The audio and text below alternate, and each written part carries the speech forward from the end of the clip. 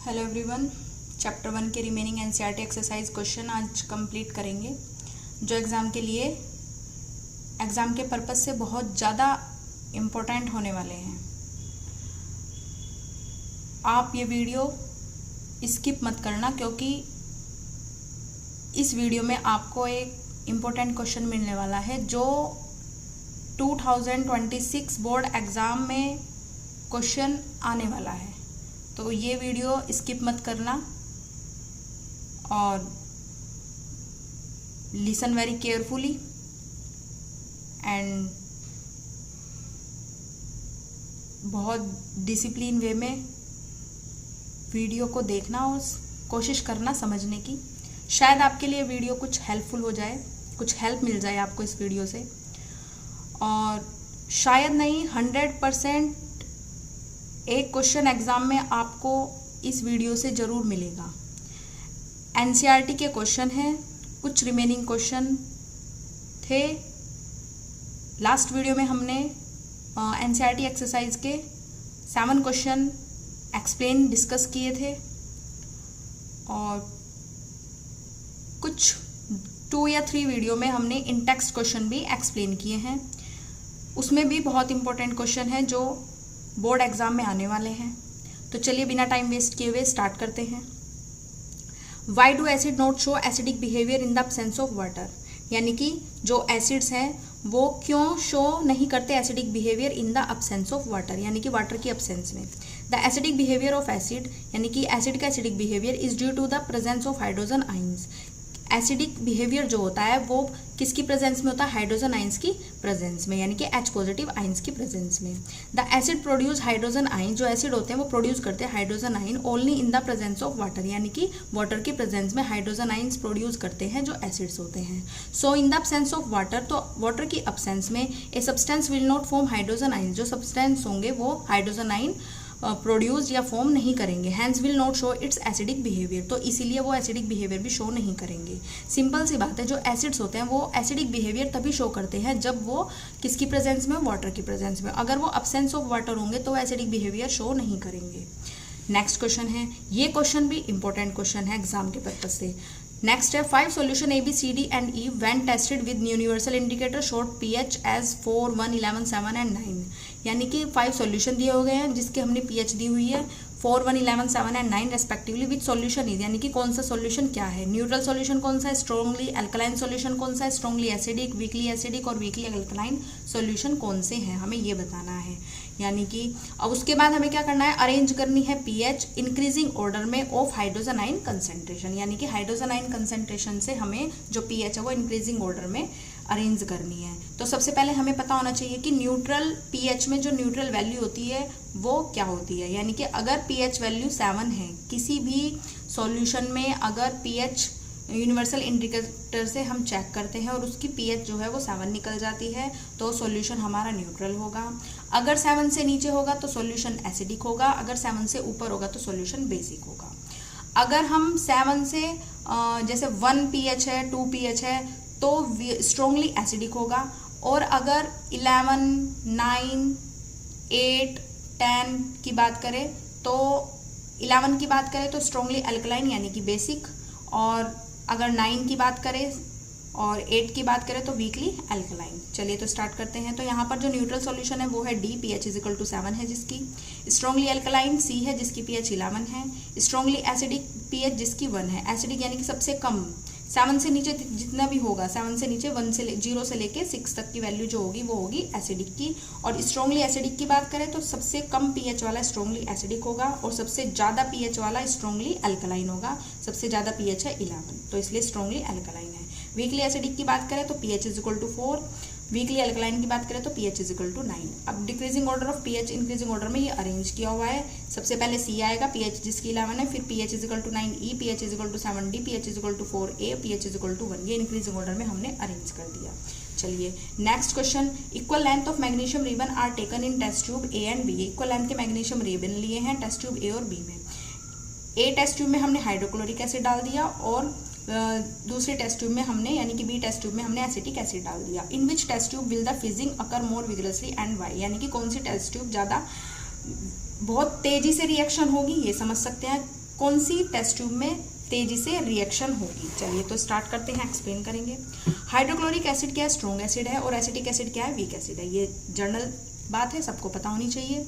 Being a strong acid होने की वजह से the hydrochloric acid solution contain a much greater amount of hydrogen ions, यानी कि स्ट्रॉन्ग एसिड होने की वजह से जो हाइड्रोक्लोरिक एसिड है उसके पास ज्यादा अमाउंट में हाइड्रोजन आइंस है।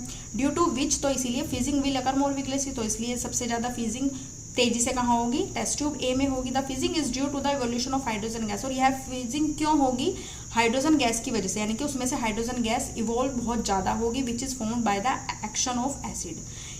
विच इज क्यों फॉर्म करेगी है, क्योंकि वहां पर एसिड का एक्शन होगा ऑन द मैग्नीशियम मेटल पर। मैग्नीशियम मेटल पर एसिड का एक्शन होने की वजह से हाइड्रोजन गैस जो होगी वो बहुत तेजी से इवॉल्व होगी, इसीलिए फ्यूजिंग उसमें बहुत तेजी से होगी, यानी कि रिएक्शन बहुत तेजी से होगी। चलिए इंपॉर्टेंट क्वेश्चन है ये भी। Next, fresh milk has a pH of 6, ये इंपॉर्टेंट क्वेश्चन है और ये किसी भी तरीके से आ सकता है। Fresh milk has a pH of 6, one word भी आ सकता है, फ्रेश मिल्क की पीएच क्या होती है, कर्ड की पीएच क्या होती है, ये भी आ सकता है। How do you think the pH will change as it turns into curd, explain your answer. यानी कि जब हम मिल्क को कर्ड में चेंज करते हैं तो ऑटोमेटिक उसकी पीएच भी चेंज होगी, सिंपल सी बात है। जब कर्ड दूसरा सब्सटेंस होगा तो पीएच भी नहीं होगी। तो एक्सप्लेन करें, आंसर को एक्सप्लेन करना है। Fresh milk has a pH of 6, जो फ्रेश मिल्क की पीएच है वो 6 है, विच इज स्लाइटली एसिडिक, जो कि कुछ एसिडिक होती है, पूरी तरीके से एसिडिक नहीं होती, थोड़ी सी एसिडिक होती है। As milk turn into curd, अब मिल्क की बात करें, मिल्क क्या होगा, कर्ड में चेंज होगा। The lactose in the milk is converted into lactic acid, जो लैक्टोज होंगे मिल्क के अंदर वो कन्वर्ट हो जाएंगे लैक्टिक एसिड में बाय बैक्टीरिया के द्वारा, by bacteria. The production of lactic acid increase the acidity, जो ये लैक्टिक एसिड का प्रोडक्शन होगा वो क्या करेगा, एसिडिटी को इंक्रीज कर देगा, मिल्क की एसिडिटी को इंक्रीज कर देगा, जो प्रोडक्शन होगा लैक्टिक एसिड का मिल्क में। Thereby lowering the pH, तो इसीलिए जो उसकी पीएच होगी वो कम हो जाएगी। Therefore the pH of curd is lower, इसीलिए जो पीएच होती है कर्ड की वो कम होती है than that of fresh milk, fresh milk से कर्ड की पीएच कम होती है, क्योंकि जो मिल्क के अंदर लैक्टोज होता है बैक्टीरिया उसको लैक्टिक एसिड में कन्वर्ट कर देंगे, तो इसीलिए उसकी एसिडिटी इंक्रीज हो जाएगी, तो इसीलिए उसकी पीएच भी कम हो जाएगी फ्रेश मिल्क से। ए मिल्कमैन, नेक्स्ट क्वेश्चन है, milkman adds a very small amount of baking soda to fresh milk, यानी कि एक मिल्कमैन कुछ मात्रा में स्मॉल अमाउंट में बेकिंग सोडा मिलाता है फ्रेश मिल्क में। क्यों, why does he shift the pH of the fresh milk from 6 to slightly alkaline, यानी कि वो क्यों ऐसा करता है, यानी कि पीएच को शिफ्ट करता है फ्रेश मिल्क की 6 से स्लाइटली अल्कलाइन, कुछ बेसिक, यानी कि जो तो वो स्लाइटली एसिडिक है वो स्लाइटली अल्कलाइन बनाने के लिए, उसकी पीएच को शिफ्ट करने के लिए ऐसा करता है। Why does this milk take a long time to set as curd, और क्यों दिस मतलब यह मिल्क टेक ए कुछ टाइम तक टू सेट एज कर्ड, यानी कि कर्ड के लिए जो सेट हो जाए कुछ टाइम के लिए, यानी कि उस प्रोसेस को रोक दें। यानी कि क्या होता है, अगर हम दूध को कुछ टाइम तक रखते हैं तो वो खट्टा होना शुरू हो जाता है, यानी कि ऑटोमेटिक उसकी वो कर्ड में कन्वर्ट होना शुरू हो जाता है। उसके अंदर जो लैक्टिक एसिड है बैक्टीरिया उसको इंक्रीज करते रहते हैं, लैक्टोज से लैक्टिक एसिड में कन्वर्ट करते रहते हैं, तो उसके प्रोसेस को बंद कर देता है। चलिए एक्सप्लेन करते हैं। फर्स्ट है फ्रेश मिल्क स्लाइटली एसिडिक, जो फ्रेश मिल्क की पीएच है वो पीएच कितनी है, 6 है, स्लाइटली एसिडिक अभी हमने बताया था। And can quickly sure due to lactic acid की वजह से वो तेजी से खट्टा होना शुरू हो जाता है। प्रोड्यूसिंग एसिड, जो बैक्टीरिया क्या करते हैं, एसिड प्रोड्यूस करते हैं। बाय एडिंग बेकिंग सोडा मिलाने पर the milkman creates an alkaline basic, जो उस मिल्कमैन है वो क्या करता है, उसके एनवायरमेंट को अल्कलाइन बनाता है, बेसिक बनाता है, which inhibits the growth of these bacteria, तो क्या करते हैं वो बैक्टीरिया के जो ग्रोथ है उसको कम करते हैं। Preventing the milk from curdling quickly, तो इसीलिए बचाते हैं मिल्क को कर्ड में कन्वर्ट होने से बचाते हैं, इसीलिए वो बेकिंग सोडा का यूज करता है। सेकंड है curdling is a process, curdling process है that happen in an acidic environment, जो एसिडिक एनवायरनमेंट में होता है। Because the added baking soda makes the milk slightly basic, क्योंकि जो बेकिंग सोडा हमने मिल्क के अंदर डाल दिया, यानी कि जो मिल्कमैन होता है उसने मिल्क के अंदर डाल दिया, उसने क्या कर दिया, उसके एनवायरनमेंट को स्लाइटली बेसिक कर दिया एसिडिक से। The lactic acid form during the curdling process must first neutralise, तो सबसे पहले कर्डलिंग प्रोसेस को वो क्या करेगा, न्यूट्रलाइज करेगा the alkaline baking soda. This extra neutralisation step takes time significantly delaying the setting process, तो यही प्रोसेस क्या करेगा, सेटिंग प्रोसेस को डिले कर देगा, यानी कि कर्ड के प्रोसेस को डिले कर देगा, मिल्क से कर्ड में कन्वर्ट होने के प्रोसेस को डिले कर देगा।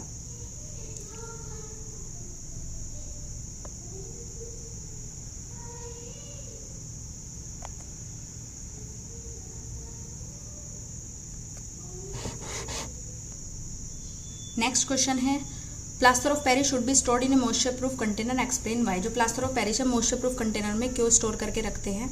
दिस इज बिकॉज, ऐसा इसलिए, the presence of moisture can को slow setting of plaster of Paris, यानी कि प्लास्टर ऑफ पेरिस की जो सेटिंग है उसको स्लो कर देता है मॉइस्चर, जो मॉइस्चर होता है। By bringing about its hydration की वजह से जो प्लास्टर ऑफ पेरिस का सेटिंग प्रोसेस है यानी कि वो उसको स्लो कर देता है। This will make the plaster of Paris useless after some time, तो इसलिए जो प्लास्टर ऑफ पेरिस होता है वो कुछ टाइम बाद यूजलेस हो जाता है, तो इसीलिए हमें मॉइस्चर प्रूफ कंटेनर में उसको रखना पड़ता है। नेक्स्ट क्वेश्चन की बात करें, what is a neutralization, this is very important question. What is a neutralization reaction, give two example. A neutralization reaction is a chemical process. Neutralization reaction क्या है? केमिकल प्रोसेस है। Where an acid and a base react quantitatively, जहां पर acid और base react करते हैं quantitatively to form a salt and water, यानी कि साल्ट और वाटर बनाते हैं एसिड और बेस रिएक्ट करके। Acid plus base gives out salt plus water. Example first से हम इसको एक्सप्लेन करते हैं। 2 एग्जांपल हैं। When hydrochloric acid mix with sodium hydroxide, यानी कि हाइड्रोक्लोरिक एसिड को हम मिक्स करेंगे सोडियम हाइड्रोक्साइड से, they neutralize to form table salt and water, ये न्यूट्रलाइज करेगा टेबल साल्ट और वाटर से। HCl plus NaOH gives out NaCl plus H2O।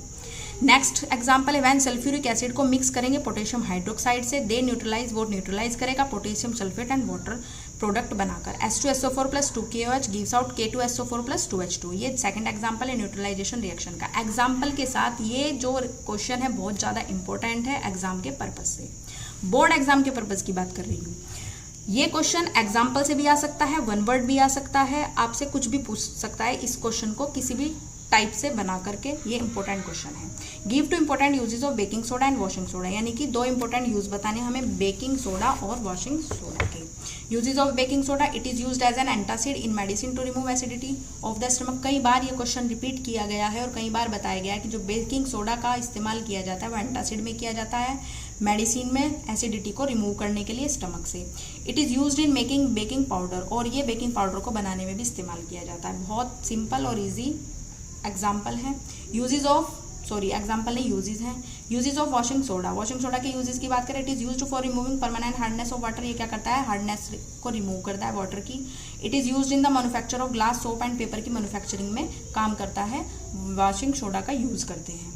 अगर आपको वीडियो पसंद आई हो, वीडियो आपको अच्छी लगी और आपके लिए इस वीडियो ने कुछ भी हेल्प की हो तो आप वीडियो को ज़रूर लाइक करें। अगर चैनल पर नए हैं तो चैनल को सब्सक्राइब करें। इसी तरह की वीडियो देखने के लिए NCERT के क्वेश्चन विद एक्सप्लेनेशन आंसर को देखने के लिए एक